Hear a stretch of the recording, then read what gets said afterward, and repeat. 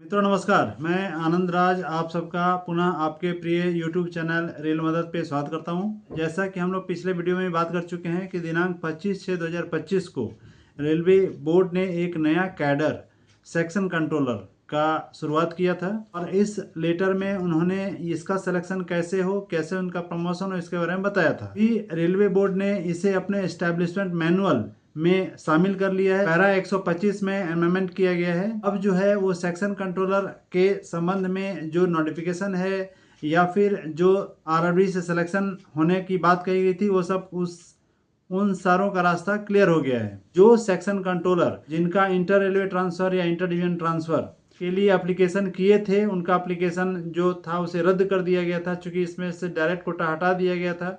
अभी सभी अपने मित्रों से, अपने भाइयों से अनुरोध करूंगा कि अगर वो inter railway inter division transfer के लिए रिक्वेस्ट करना चाहते हैं तो इमीडिएट वो अपना रजिस्ट्रेशन करवा दें। वहाँ पे भी यही रूल है कि पहले आओ और पहले पाओ। जिसका रजिस्ट्रेशन पहले होगा उसको पहले छोड़ा जाएगा और जिसका रजिस्ट्रेशन बाद में होगा उसको बाद में छोड़ा जाएगा। तो आप सभी जो भी सेक्शन कंट्रोलर हैं वो अगर inter railway inter division spouse ground पे ट्रांसफ़र चाहते हैं तो इमीडिएट आप अपना इंटर रेलवे इंटर डिवीजन का जो ट्रांसफ़र है उसे इमीडिएट उसे लगा दें।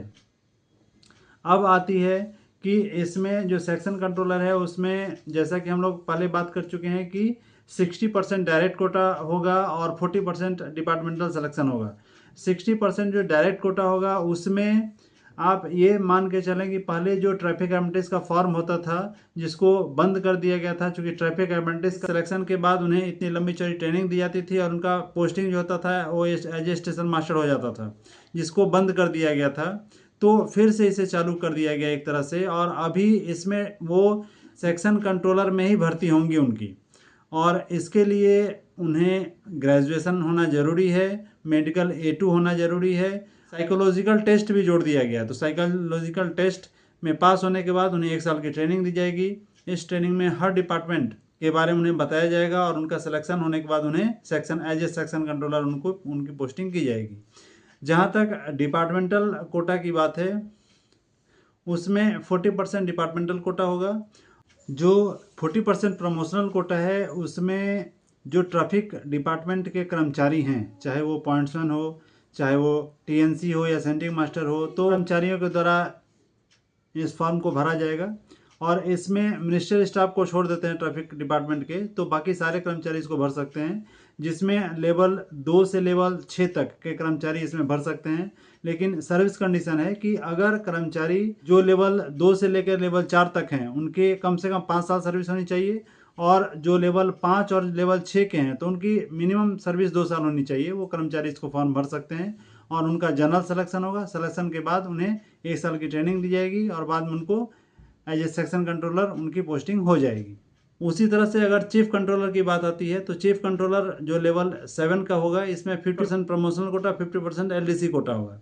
प्रमोशनल कोटा की बात है तो इसमें जो सेक्शन कंट्रोलर नीचे काम कर रहे थे लेवल 6 में उनका प्रमोशन हो जाएगा। लेकिन जब LDC की बात है तो वहाँ पे भी सिलेक्शन होगी, और उस सिलेक्शन में लेवल 6 के आए हुए कर्मचारी या तो स्टेशन मास्टर हैं या फिर ट्रेन मैनेजर हैं या सेक्शन कंट्रोलर हैं, उनका सिलेक्शन होगा। अगर वो पास होते हैं तो उनको लेवल 7 में प्रमोट कर दिया जाएगा। तो ये एक बहुत ही अच्छा, और अभी जो है रेलवे बोर्ड ने बिल्कुल क्लियर कट कर दिया है, गाइडलाइन उनकी आ गई है। अभी हर डिवीज़न में का सिलेक्शन की प्रक्रिया शुरू हो रही है। तो आप जो भी कर्मचारी सेक्शन कंट्रोलर बनना चाहते हैं, उनके इच्छुक हैं, तो अपनी तैयारी को शुरू कर दें। मित्रों, इसी तरह के महत्वपूर्ण जानकारी के लिए इस चैनल को ज़रूर सब्सक्राइब करें, वीडियो अपने मित्रों को शेयर करें और उसे लाइक भी ज़रूर करें। धन्यवाद मित्रों, बहुत बहुत धन्यवाद।